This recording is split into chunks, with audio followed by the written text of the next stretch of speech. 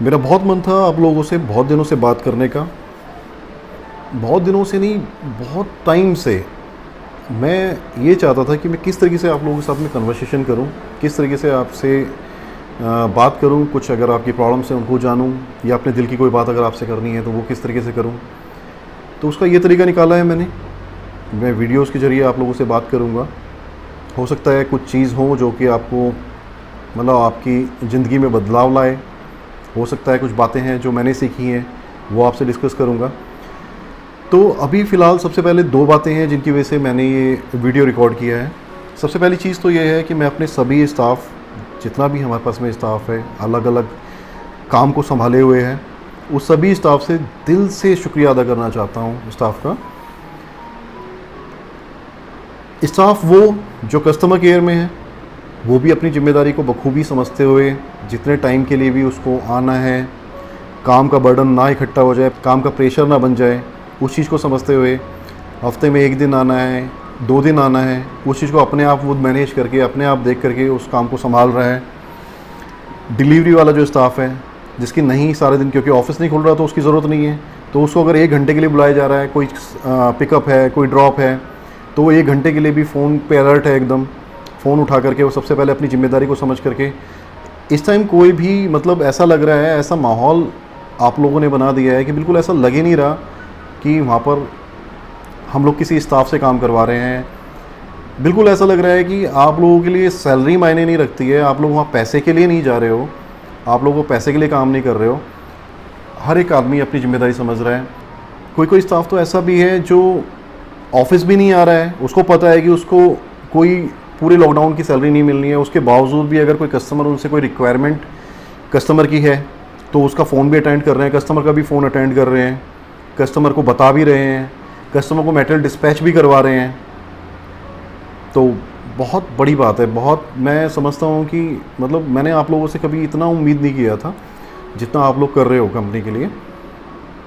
सब सारी टेंशन ही ख़त्म हो गई है मेरी। मतलब मुझे लगने लगा है कि एक टाइम पे मेरी मम्मी बोलती थी कि छोटे भाई के लिए कि ये तेरा छोटा भाई नहीं है, ये तेरा हाथ है ना, कि इसको हाथ समझ के चल कि ये तुम्हारे काम आने वाला है ज़िंदगी भर।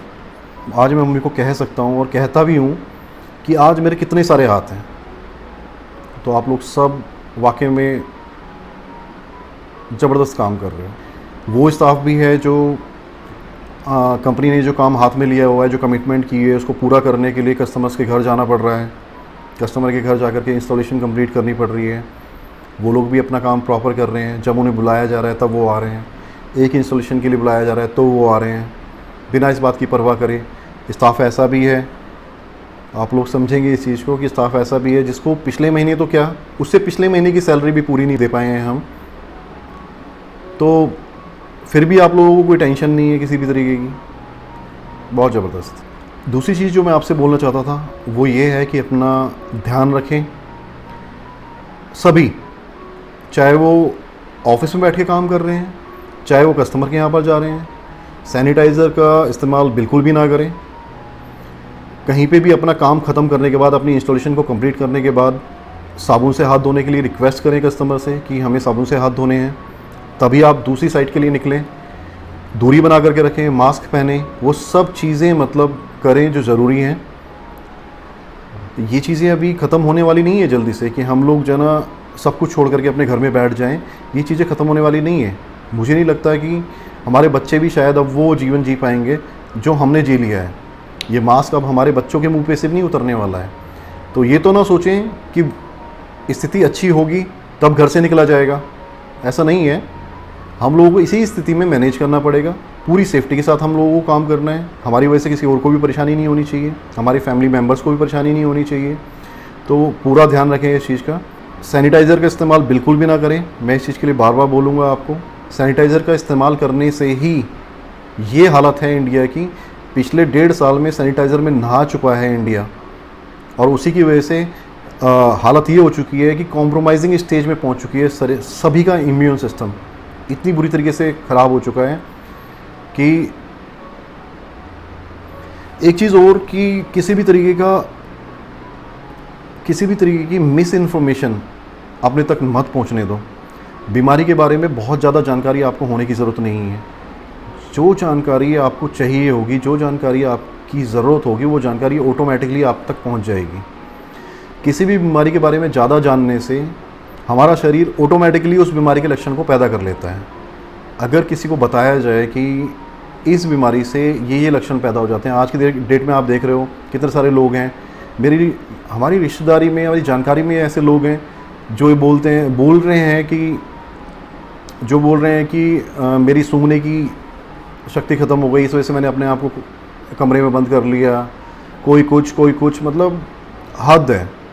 तो आपको ज़्यादा कोई भी न्यूज़ चैनल देखने की ज़रूरत नहीं है।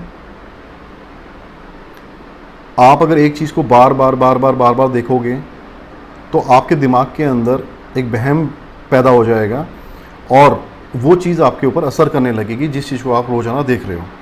इस चीज़ को हम एक छोटे से उदाहरण से समझ सकते हैं। जैसे कि अगर हम 2 फुट का कोई फट्टा लें, 2 फुट का फट्टा है जो चौड़ाई में 2 फुट का है, उसके ऊपर आप आराम से पैदल चल के निकल सकते हो। आप अगर चल के निकलना चाहो उस पर, आप उस पर साइकिल भी चला सकते हो, आप उस पर मोटरसाइकिल भी चला सकते हो। 2 फुट का फट्टा इतना चौड़ा होता है।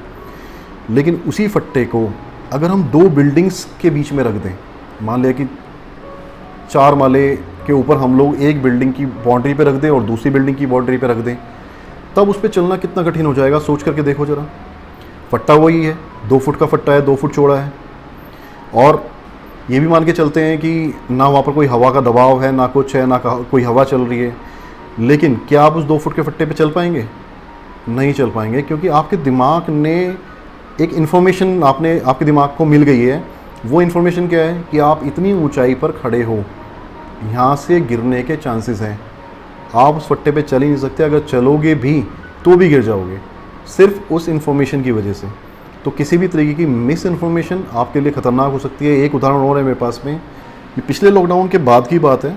पिछले लॉकडाउन के बाद में कंपनियां खुली हैं, ठीक है ना, काम कराया है उन्होंने। लॉकडाउन था तब तक बंद रखना पड़ा, सरकारी आदेश था तो बंद रखना पड़ा। लेकिन उसके बाद एक कंपनी खुलती है, उस कंपनी के अंदर वर्कर्स फिर दोबारा से आते हैं काम करने के लिए। तो राम बैठा है कैंटीन के अंदर लंच ब्रेक में, और वो जो है ना अपना लंच कर रहा है। तभी श्याम आता है।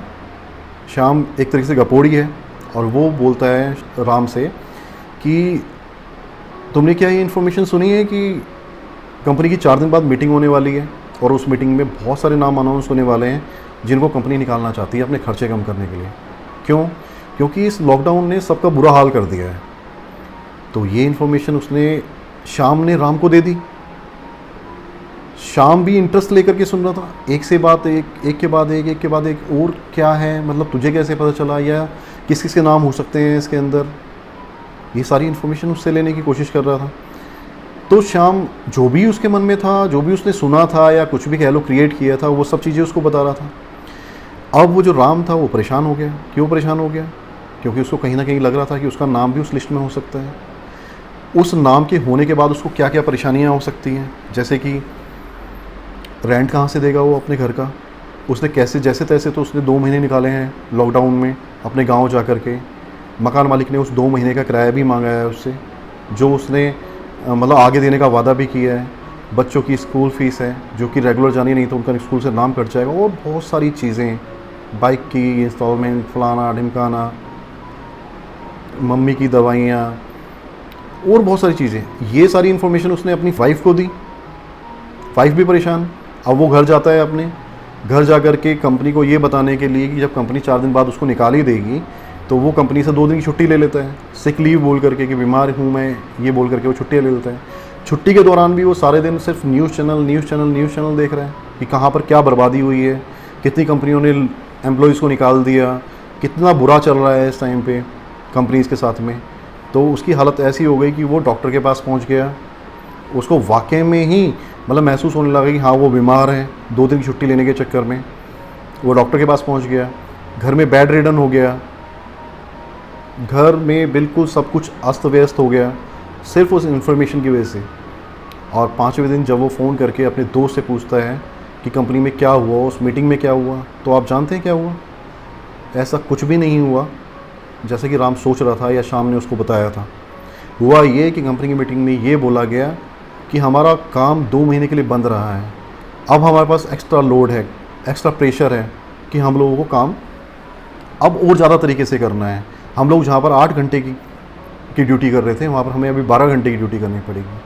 कुछ लोगों का इंक्रीमेंट हुआ है, कुछ लोगों को टारगेट्स दिए गए हैं, कुछ लोगों के नाम अनाउंस हुए हैं कि उन पर कंपनी शुरू से भरोसा करती आई है और कंपनी ने उन फेथफुल लोगों का नाम लिया और उन लोगों को जिम्मेदारियां दी कुछ इस समय से निकलने के लिए, इन ऑर्डर्स को पूरा करने के लिए। तो ये सब काम हुए, यानी कि स्टाफ और चाहिए था कंपनी को, किसी को कंपनी से नहीं निकाला गया। लेकिन ये जो मिस इन्फॉर्मेशन है ये कितना बुरा हाल कर सकती है, इस चीज़ के उदाहरण एक से एक मैं आपको देता चला जाऊँ, वो सभी कम है। तो किसी भी तरीके की हम लोगों को न्यूज़ चैनल नहीं देखना है। जो जानकारी आपको चाहिए होगी वो जानकारी आपको ढूंढते हुए आप तक पहुंच जाएगी। इस बात का विश्वास रखते हुए हमें किसी से इन चीज़ों के बारे में कोई चर्चा नहीं करनी है।